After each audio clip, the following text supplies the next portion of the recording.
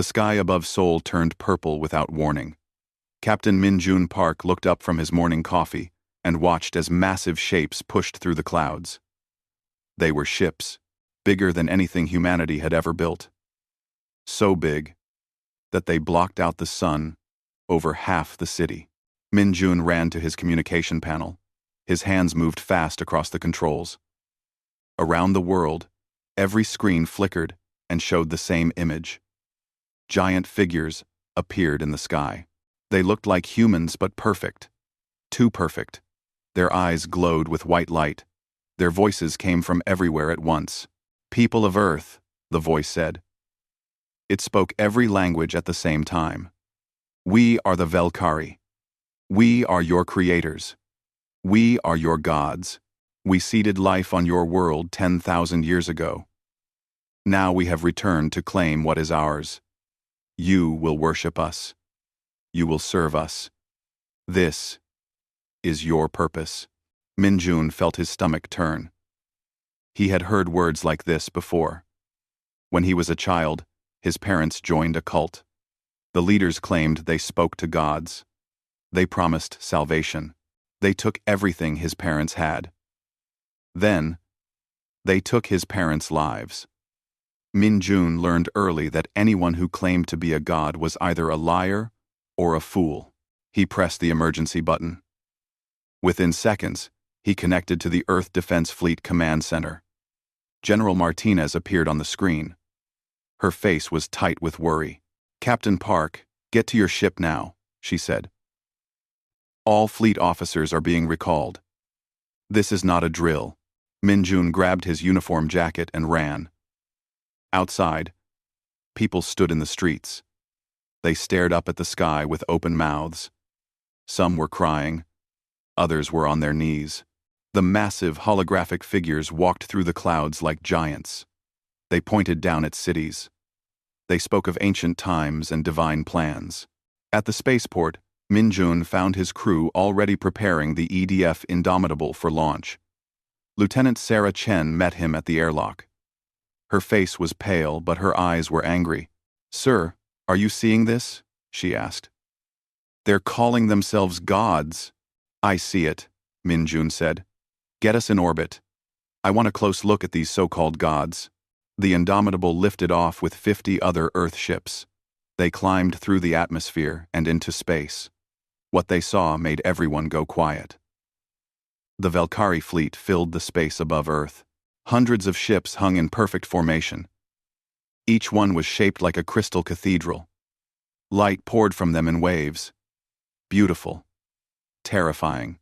But Min Jun looked closer. He told his scanner officer to analyze the light patterns. After 10 minutes, the officer turned around with a confused look. "Captain, the light shows are just holograms," he said. "Very advanced ones, but still holograms. And the ships follow normal physics. They use engines. They have heat signatures. Nothing about them breaks the laws of nature." Min Jun smiled. Not a happy smile. A smile that said he knew he was right. They're not gods. They're just aliens, with good, special effects. On Earth, the world leaders gathered in emergency sessions. The Velkari message played again and again. They demanded that humanity build temples. They wanted offerings of resources. They wanted humans to bow down and accept their rule. They gave humanity 1 full day to respond. In the United Earth Government Chamber, the debate was fierce. Some leaders wanted to submit. They said the Velkari were too powerful to fight. Others wanted to negotiate. They hoped to find a peaceful solution. But a growing number wanted to refuse. Ambassador Okonkwo from the African Union stood up. "My ancestors were told they were less than human.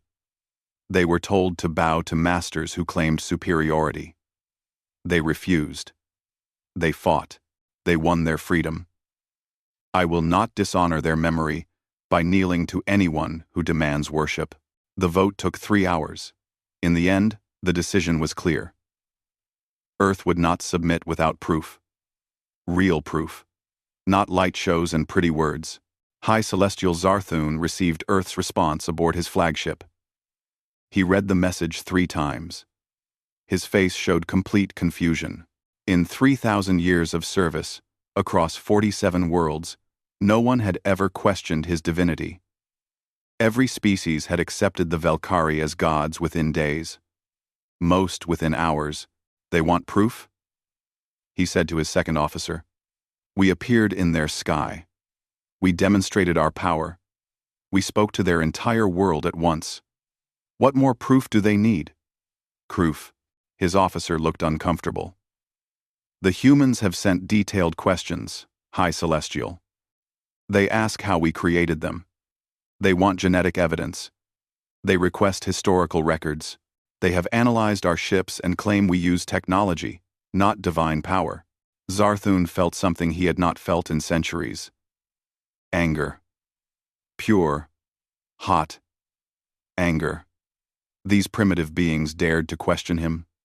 They dared to analyze his sacred fleet like it was a common machine. He opened a channel to Earth. His face appeared on every screen again.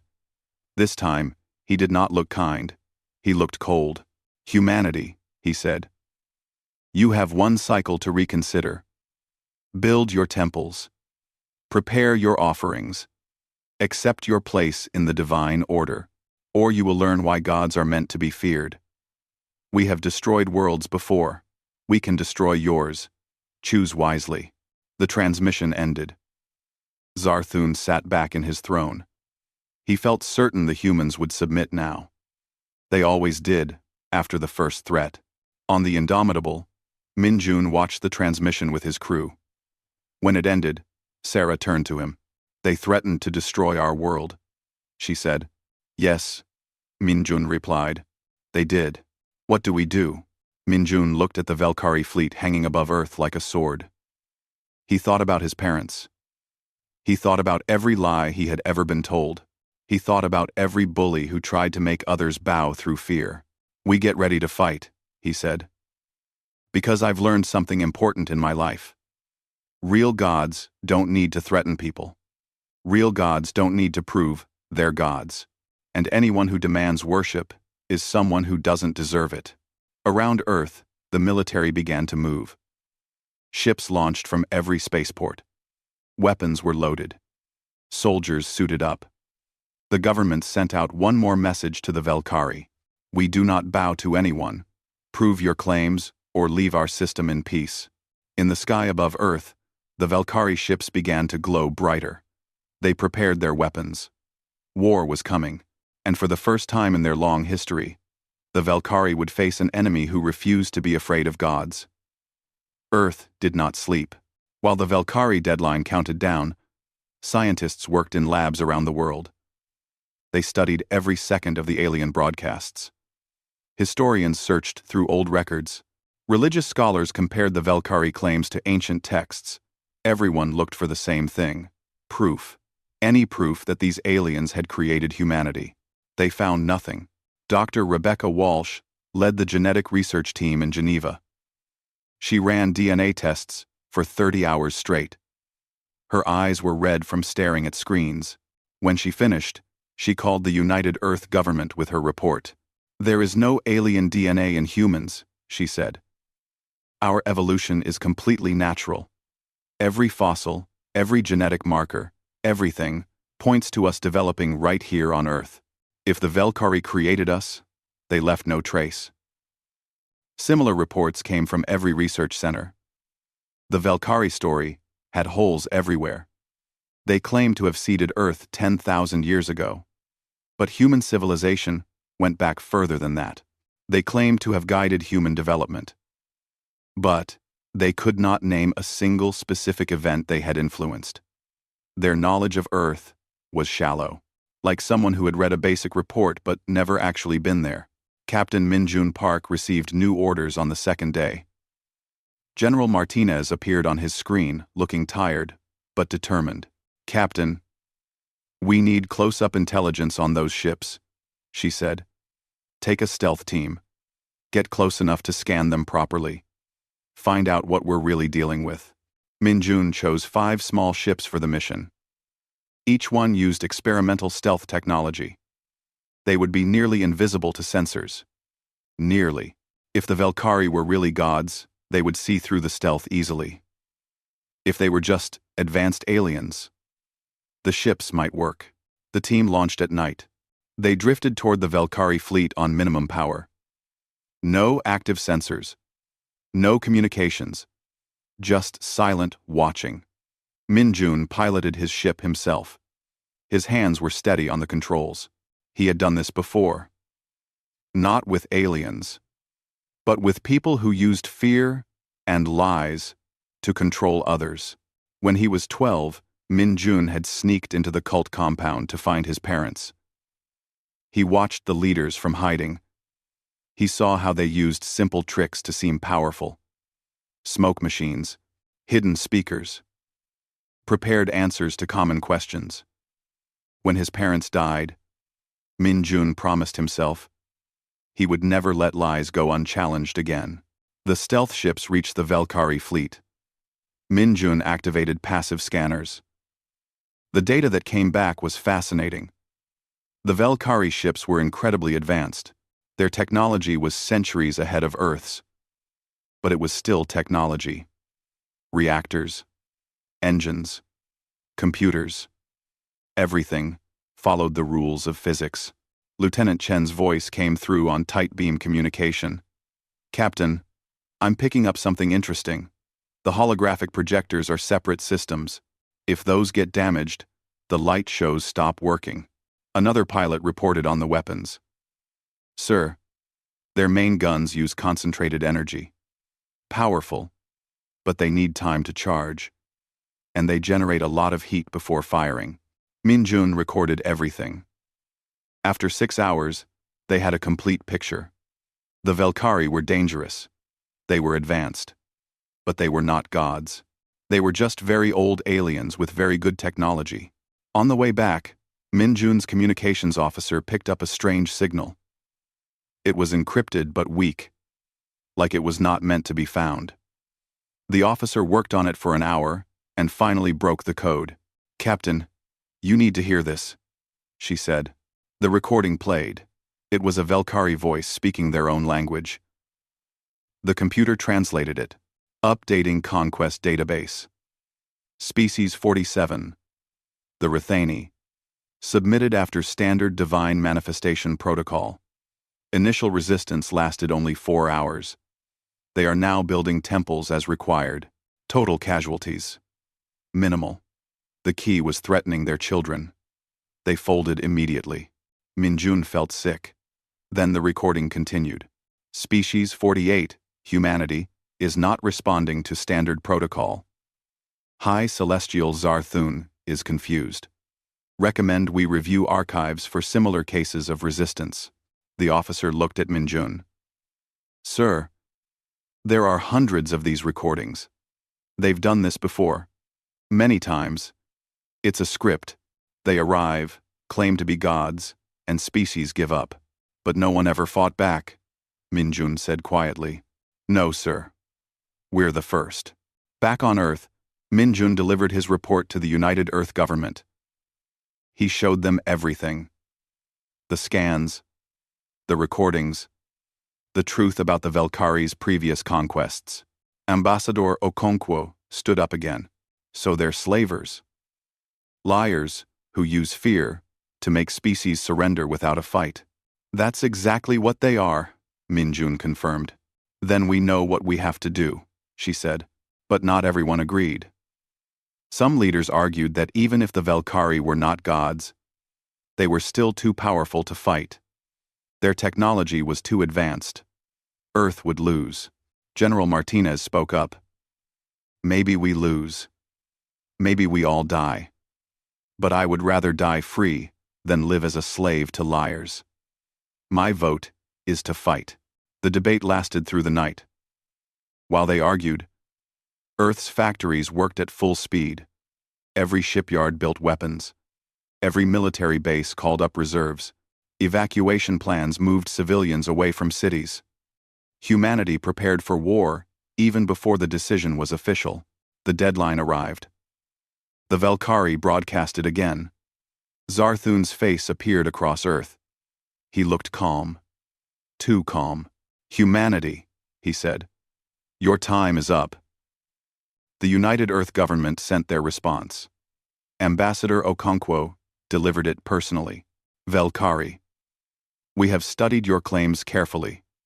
We find no evidence that you created us. We have analyzed your ships and found only technology, not divine power. We acknowledge you are advanced, but we do not acknowledge you as gods. Leave our system in peace, or stay as friends and equals. But we will not bow to you. Not now. Not ever." The transmission ended. For a long moment, there was silence. On the Velkari flagship, Zarthun stared at the screen. His face showed no emotion. Then, slowly, he began to laugh. It was not a happy laugh.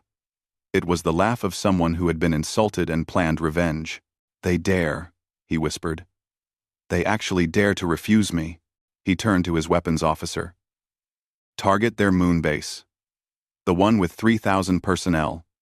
Destroy it completely. Let them watch their people die. Let them understand the price of defying gods." On Earth, alarms blared. Military sensors detected the Velkari ships charging weapons. The target was clear. Luna Base, the moon colony where 3,000 people lived and worked. Min Jun was at Fleet Command when the alert came. He grabbed General Martinez's arm. "Can we stop it?" She looked at him with sad eyes. "Not in time. They're too far away. Too powerful." They watched on screens as the Velkari fired. A beam of pure energy crossed space in seconds. It hit Luna Base directly. The base simply vanished, turned to dust and debris. 3,000 people died instantly. Earth went silent. Every person who saw it felt the same shock, the same horror. Then, slowly, the shock turned to something else. Anger. Pure, burning anger. Min Jun felt it too. But his anger was cold, focused. He had seen bullies before. He knew what they did. They hurt someone weak to scare everyone else. They expected tears and surrender. They would not get it from humanity. General Martinez received 10,000 volunteers in the first hour. Every pilot wanted to fight. Every soldier wanted revenge. The United Earth government voted again. This time, there was no debate. The vote was unanimous. War. Min Jun walked to his ship. His crew was already there, preparing for launch. Sarah Chen looked at him with hard eyes. "We're going to make them pay, right, sir?" she asked. "Yes," Min Jun said. "We're going to show them what happens when you hurt humans. We're going to teach these fake gods that they bleed just like everyone else." Above Earth, the Velkari fleet waited. Zarthun expected surrender any moment. He had destroyed their moon base. Surely now they understood. Surely now they would bow. But Earth's response was not prayers. It was warships. Hundreds of them launched toward the Velkari fleet. Small compared to the alien vessels. Primitive compared to their technology. But coming fast and ready to fight, Zarthun watched them approach. For the first time in his long life, he felt something strange. A tiny seed of doubt. These humans were supposed to be afraid. Why were they attacking? He shook off the feeling. It did not matter. He would crush them. He would show them why the Velkari ruled the galaxy. He would prove that gods always won in the end. But he did not know humans. He did not understand what they were capable of when pushed too far. He did not realize that humanity had spent its entire history killing false gods. He was about to learn. The human fleet came in fast. 200 ships against the Velkari Armada. Every captain knew the odds. Every crew understood they might die. Nobody cared. Luna Base was gone. 3,000 people were dead. That blood demanded an answer. Captain Min Jun Park led the attack. The Indomitable flew at the front of the formation. His crew worked their stations with cold efficiency. No one spoke unless necessary. They had a job to do. General Martinez's voice came through on command channel. All ships, listen up. We're not trying to win this battle. Not yet. We're trying to learn. We need to know how they fight, what their weaknesses are. Get in close. Hit them hard. Make them react. And record everything. The Velkari fleet moved to intercept. Their ships formed a wall of crystal and light. They looked beautiful. Peaceful, even. Then, they opened fire. The first volley destroyed 15 human ships instantly. Energy beams cut through armor like paper. Explosions lit up space. Min Jun watched friends die on his scanners. He felt his jaw tighten, but he kept flying forward. All ships, scatter pattern Delta, he commanded. Make them split their fire. The human fleet broke apart. Ships went in every direction. Some went up, some went down. Others rolled sideways and came around from different angles. The Velkari had to choose targets. They could not hit everything at once. Min Jun saw an opening. One of the Velkari cruisers had fired its main gun. The weapon was recharging. Heat poured from cooling vents on its side. He aimed his ship directly at those vents. All power to forward shields, he ordered. Chen, prepare the nuclear package. Sarah Chen looked at him. She understood what he was planning. It was crazy. It might work. She armed the warhead. The indomitable dove toward the Velkari cruiser. Smaller weapons fired at them. Shields sparked and failed. Hull plates melted, but they kept going. At the last second, Min Jun rolled the ship and released the warhead directly into the cooling vents. Punch it, he shouted. The ship's engines fired at maximum. They barely cleared the blast radius. Behind them, the nuclear warhead went deep into the Velkari ship before exploding. The cruiser's hull split open. Internal explosions followed. The entire ship began to break apart. On the Velkari flagship, alarms blared. Zarthun stared at the tactical display. One of his cruisers was dying. A human ship had actually damaged a Velkari vessel. Impossible. These primitives with their crude weapons should not be able to hurt his fleet. How did they do that? He demanded. His tactical officer studied the recordings. High Celestial. They targeted our cooling systems during weapon recharge. They used a nuclear device at close range. The radiation and heat overwhelmed the internal shields. Zarthun felt anger rise. But also something else. Respect? No. These were not worthy of respect. They were insects. Dangerous insects. All ships, focus fire. Destroy the human fleet completely. No survivors. The Velkari changed tactics. They stopped trying to look impressive. They started trying to kill efficiently. Ship after ship died. The human fleet was being torn apart. But while they fought, Min Jun's cyber warfare team worked. They had one job: get into the Velkari network. Every second of battle, they tried to break through the alien firewalls. They failed again and again. Until they did not. A small data port on the damaged cruiser was still active. Its shields were down. The cyber team sent a worm program through the gap. It spread fast through the Velkari network. Not attacking, just copying. Downloading everything it could find. The data came back to the Indomitable in seconds. Min Jun's computer officer started reading through it. Her eyes went wide. See home. See. Captain. You need to see this. Right now. Min Jun looked at the screen while dodging fire. What he saw made him forget the battle for a moment. The file was labeled Divine Conquest Protocol. Historical Implementation Guide. It was an instruction manual. A step-by-step guide on how to make species think you were a god. What to say. How to appear. What threats worked best on different types of civilizations. It even had notes about which species had been easiest to fool. But there was more. Much more. The file contained the Velkari's own history, and it was not what they claimed. 3,000 years ago, the Velkari had been slaves themselves. Another species had ruled them using the same tricks. claiming to be gods, demanding worship. The Velkari had suffered for centuries. Then, they rebelled. They killed their masters. They took their technology. And then they became exactly what they had hated. They used the same lies on other species. They convinced themselves it was their right, their destiny. They became the monsters that had once tortured them. Minjun read it all in seconds. Then he made a decision. Broadcast this on all frequencies, he said. Human frequencies, Velkari frequencies, everything. I want every species in their empire to see the truth. His communications officer hesitated. Sir, that will expose our position. Every Velkari ship will target us. I know, Minjun said. Do it anyway. The broadcast went out. Every ship in the battle received it. The Velkari history. Their lies. The proof that they were not gods. Just old aliens who learned that fear was easier than earning respect. On the flagship, Zarthun heard the broadcast.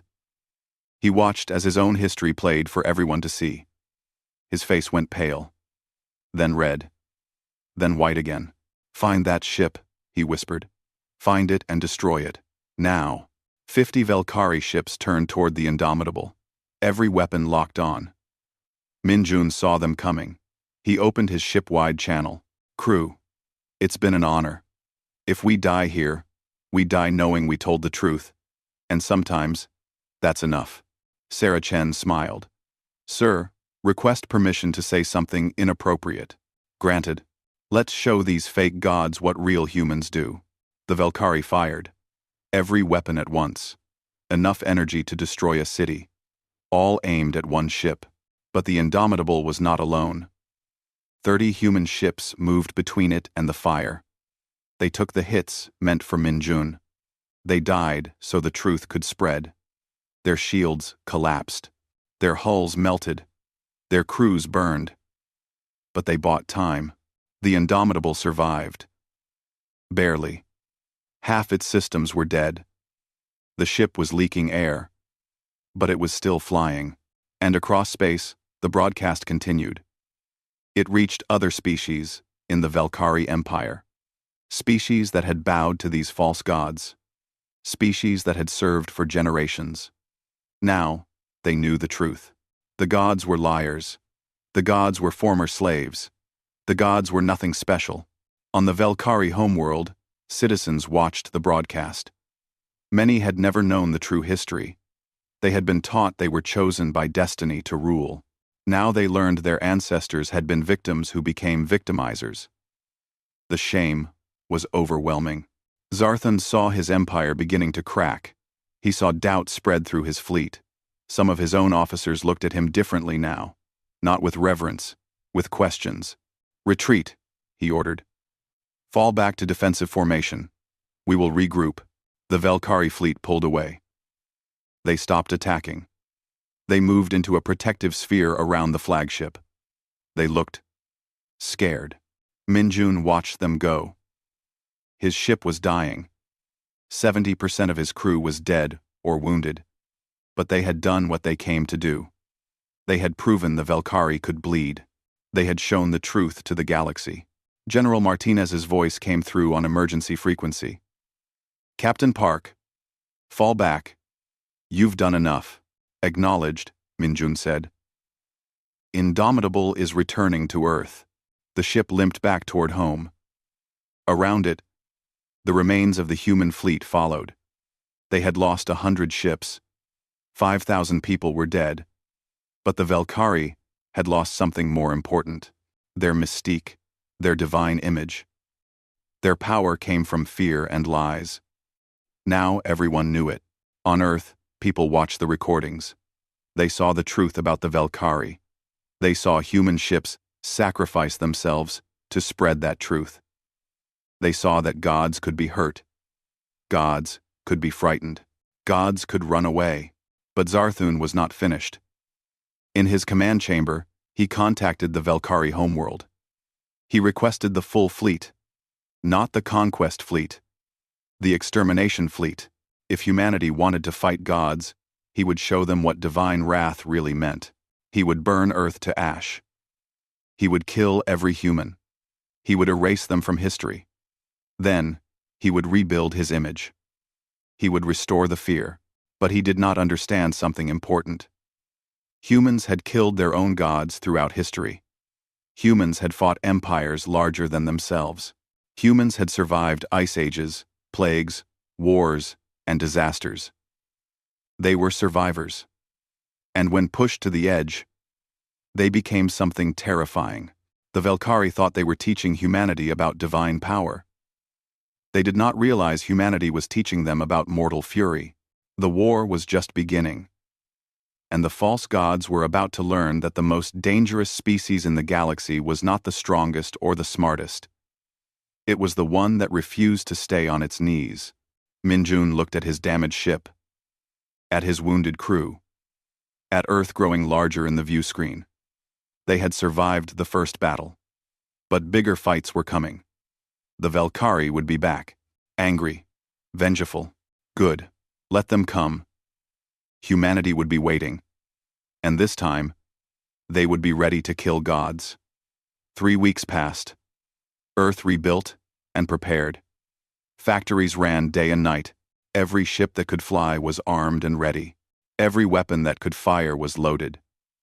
Humanity knew the Velkari would return. The only question was when. The answer came on a Tuesday morning. Sensors detected massive energy signatures at the edge of the solar system. Then the Velkari fleet arrived. Not hundreds of ships this time. Thousands. The entire Velkari armada had come to Earth. They filled the space between Mars and Jupiter like a metal ocean. At the center of the fleet was the Divine Throne. The flagship. A ship bigger than a city. Zarthun commanded from there. He broadcast a message to Earth. His face appeared on every screen. He looked calm, cold, absolutely certain of victory. Humanity, he said. You have forced me to take extreme measures. You spread lies about us. You attacked our ships. You killed our people. For these crimes, your species will be exterminated. We will burn your world. We will erase every trace of your existence. And then we will restore order to the galaxy. This is not war. This is divine judgment. The transmission ended.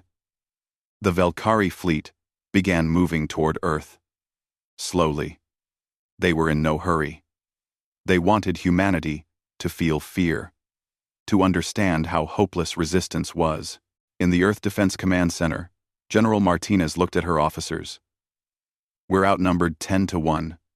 Their ships are better than ours. If we fight them directly, we lose. So we don't fight them directly. Captain Park, present your plan. Minjun stepped forward.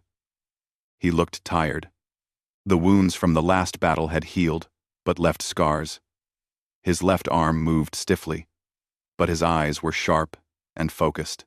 We can't win by fighting their fleet, he said, but we can win by destroying their leadership. Zarthun commands from the Divine Throne. If we kill him and broadcast it like we did before, the Velkari fleet will fall apart. They're already shaken, already doubting.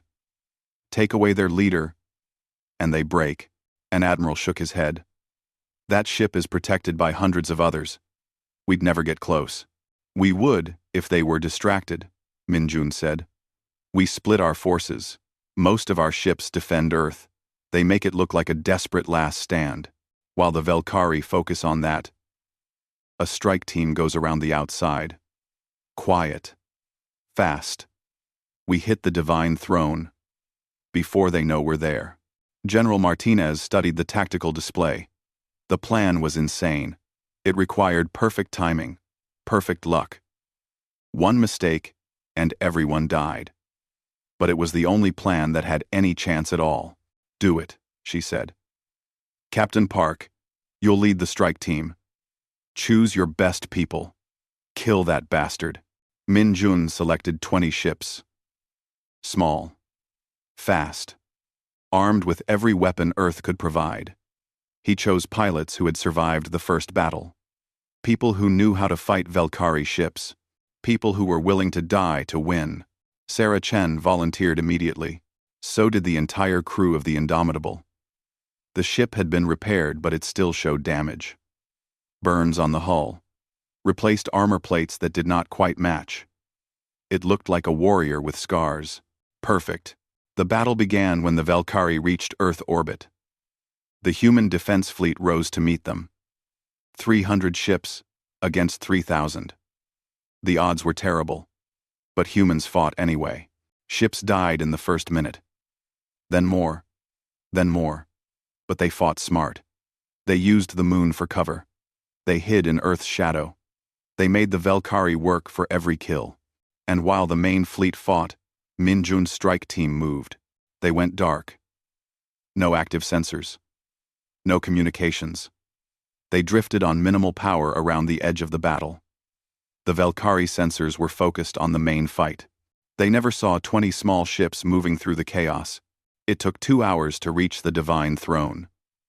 2 hours of watching friends die on passive sensors. 2 hours of staying quiet while Earth burned below. Min Jun watched it all.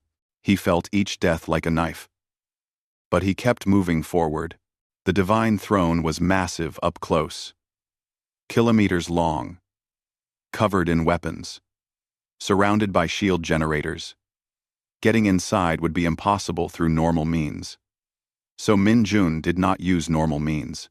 All ships, arm-breaching charges, he ordered. We're going through the hull. The strike team accelerated. They came in from the blind spot, under the ship. The Valkyrie shields protected against energy weapons and missiles. But they were not designed to stop physical ramming. 20 ships hit the Divine Throne's hull at full speed. The impact was brutal. Half the strike team died instantly.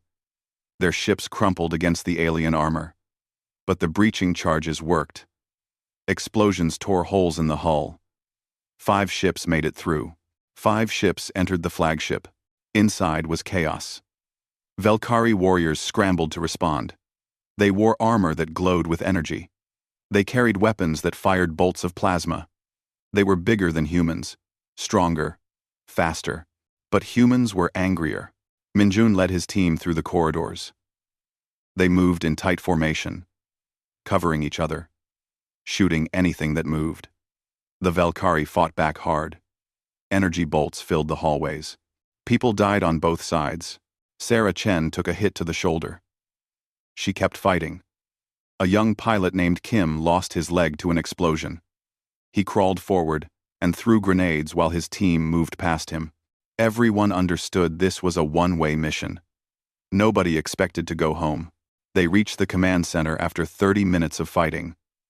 The doors were massive, reinforced, locked.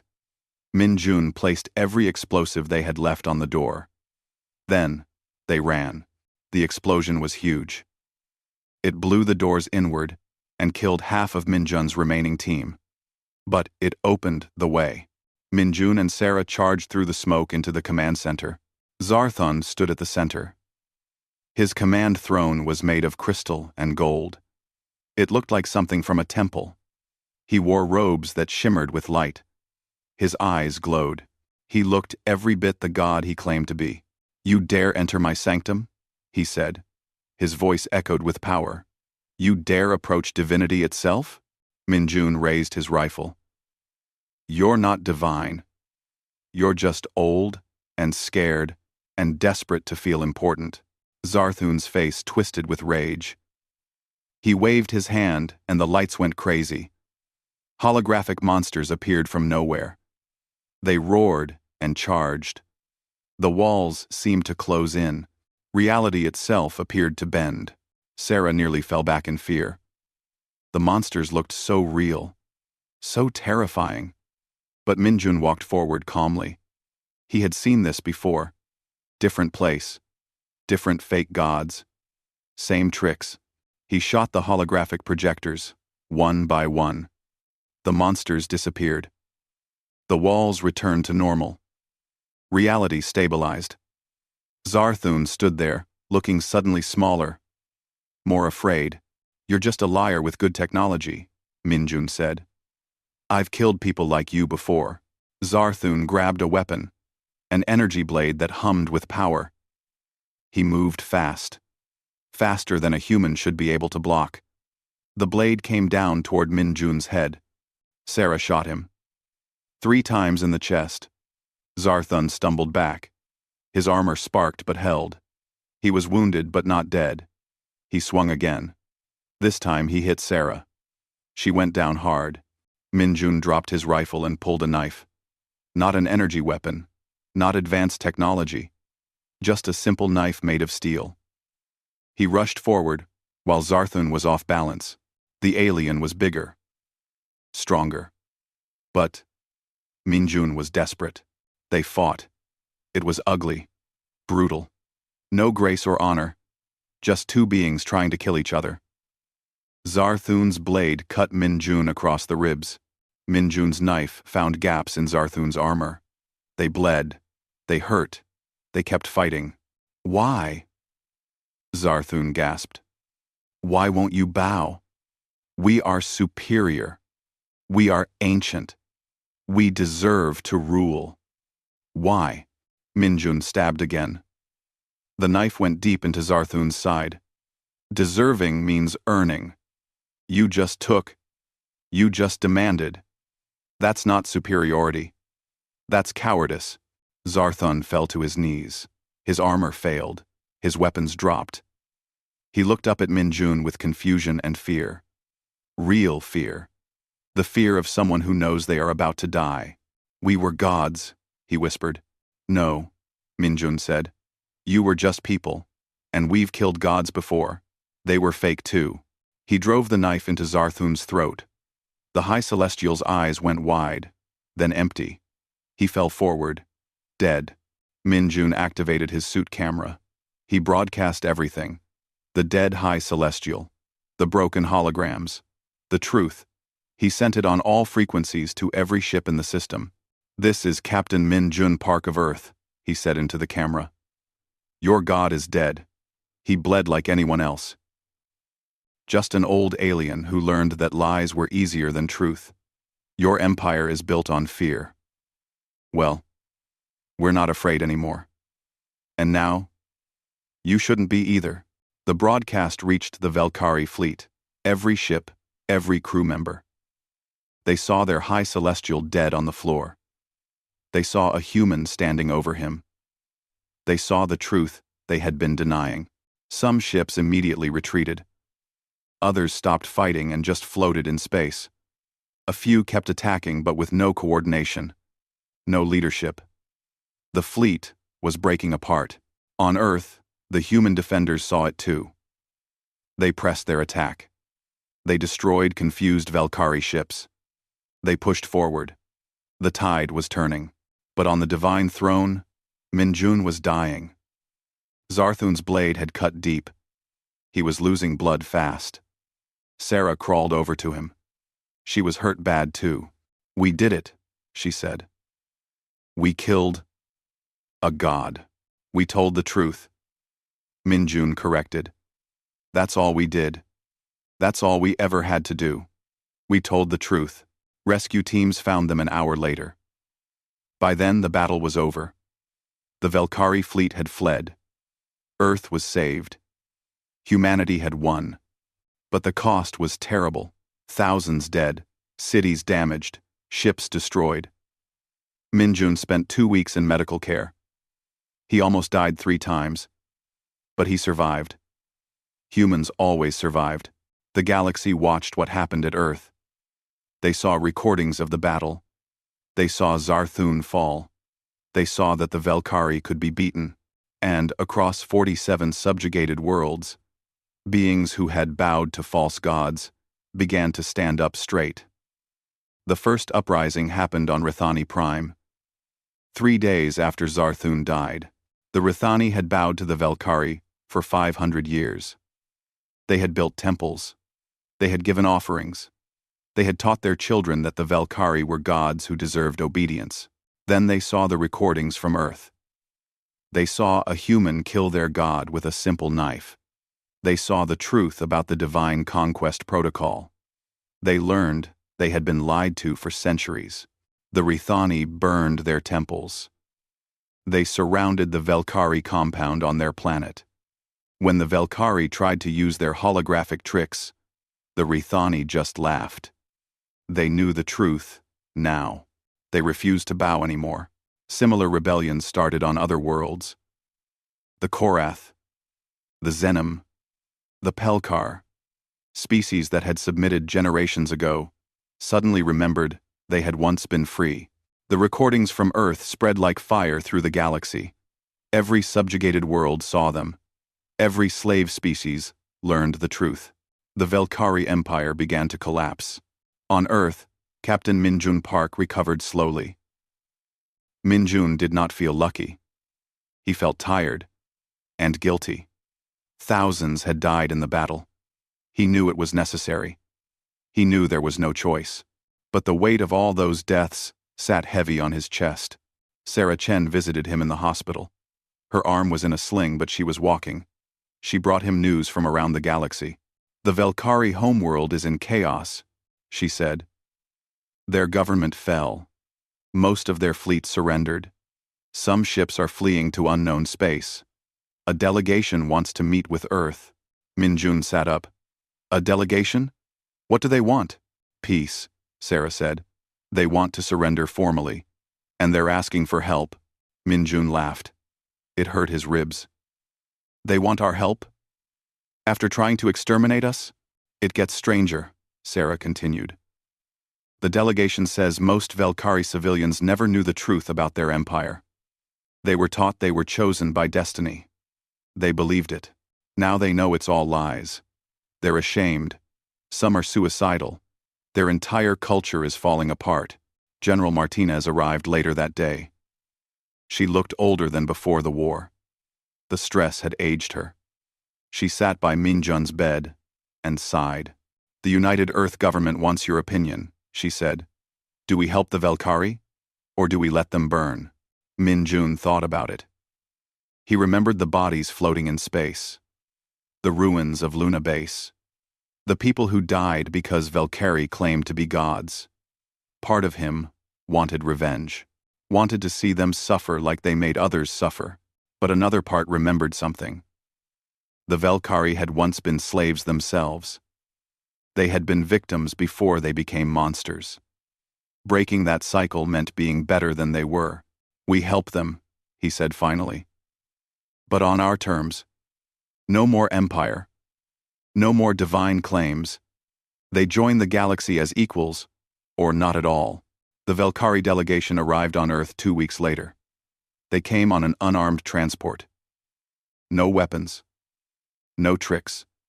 Just a small group of civilians who looked terrified and ashamed. The leader was a young Velkari woman named Silin. She was barely an adult by their standards. She had lost her entire family in the battle at Earth. Her father had been a ship captain who believed he was serving divine will. Her mother and sister were on Luna Base, studying human culture. They died when Zarthun destroyed it. Celine stood before the United Earth government with tears in her large eyes. I do not ask for forgiveness, she said. What my people did is unforgivable. We killed your people. We tried to enslave you. We lied to the entire galaxy. I only ask that you judge us as individuals, not as a species. Some of us want to change. Some of us want to be better. Ambassador Okonkwo studied the young alien. Why should we trust you? Your people claim to be gods. They murdered thousands. They ruled through fear and deception. Because your Captain Park showed us something important, Celine replied. She looked directly at Minjun, who sat in the audience. He showed us that truth is stronger than lies. That mortality is nothing to be ashamed of. That being powerful does not mean deserving worship. My people forgot those lessons. We need to learn them again. And we cannot do it alone. The debate in the Earth government lasted 3 days. Some wanted to reject the Velkari completely. Let them figure out their own problems. Others wanted to help, but with strict conditions. A few wanted revenge. Minjun was asked to testify. He stood before the assembly and spoke from his heart. "I lost friends in this war," he said. "I almost died. I killed someone with my own hands. I understand anger. I understand the desire for revenge. But I also understand something else. We did not fight this war to become conquerors. We fought it to stay free. If we turn the Velkhari into our enemies forever, we become what they were. Rulers who demand submission. That's not who we are." The vote was close. But in the end, humanity chose mercy. They would help the Velkhari rebuild. But there were conditions. The empire was dissolved. All subjugated species were freed. The Velkhari would share all their technology freely. And they would join a new galactic coalition of free worlds as equals. Not subjects, not rulers, equals. The coalition formed quickly. The freed species joined eagerly. The Rithani, the Korath, dozens of others. They had been slaves. Now, they were free. They wanted to make sure no one else ever suffered the same way. Earth became the symbolic center of the coalition. Not because humans demanded it, but because everyone remembered who had refused to bow, who had fought back, who had shown the galaxy that false gods could bleed. 6 months after the war, Minjun stood at a memorial on Earth. 50,000 names were carved into black stone. Everyone who died in the conflict with the Velkhari.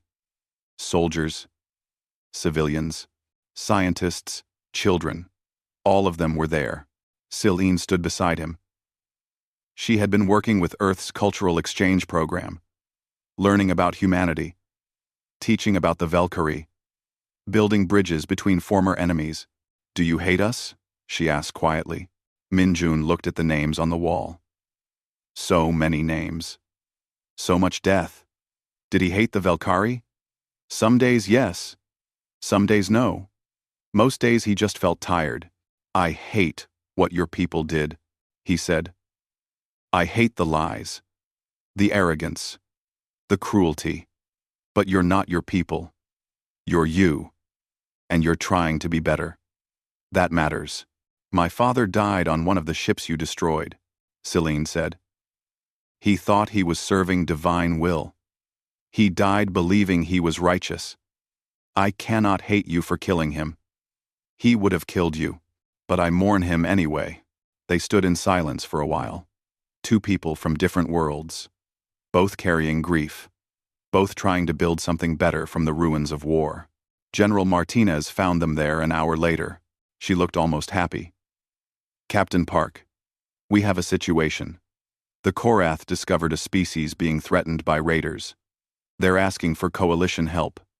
We need someone to lead the response." Minjun looked at her. "Why me?" "Because you understand what we're building here," she said. "Not an empire. Not a new set of rulers. A partnership, where strong species protect weak ones not for worship or tribute, but because it's right." Minjun thought about his parents, about the cult that destroyed them, about Zarthun and his lies, about all the false gods humanity had killed throughout history. Then he thought about what came after, about building instead of destroying, about mercy instead of revenge. "I'll go," he said. "But I'm taking Silene with me. The galaxy needs to see humans and Velkhari working together." Silen looked surprised. "You trust me?" "Not yet," Minjun said honestly. "But trust has to start somewhere." 3 days later, the EDF Indomitable launched from Earth. The ship had been fully repaired. New armor, new weapons, new crew to replace those who died. But Minjun kept the scars on the hull.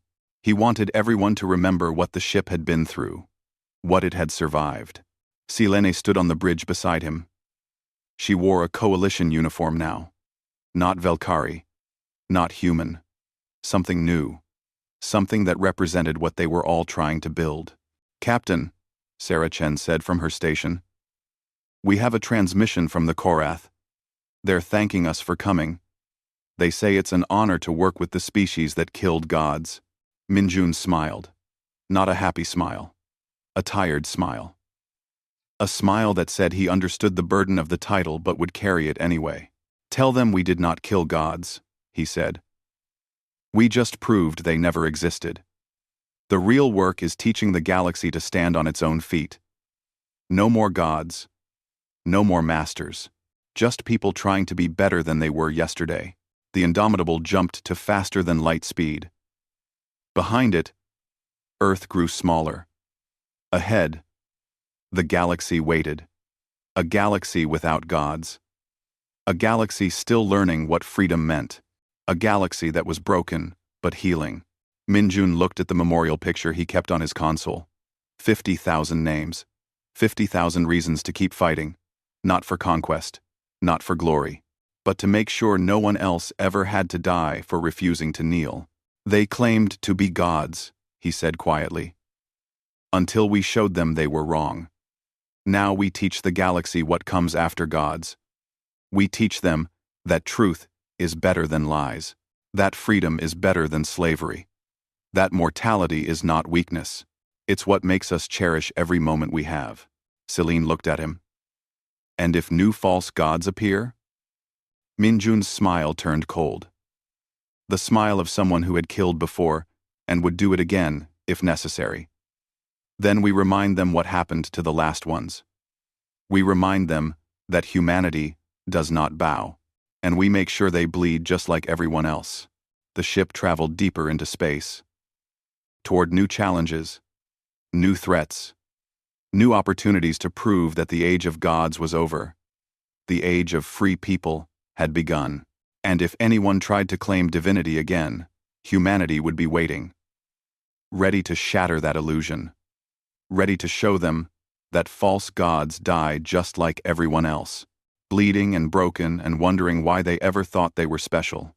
The galaxy would remember Earth, not as conquerors, not as new rulers, but as the species that refused to kneel, the species that killed gods, the species that chose freedom even when it meant death, and that memory would echo through the stars forever.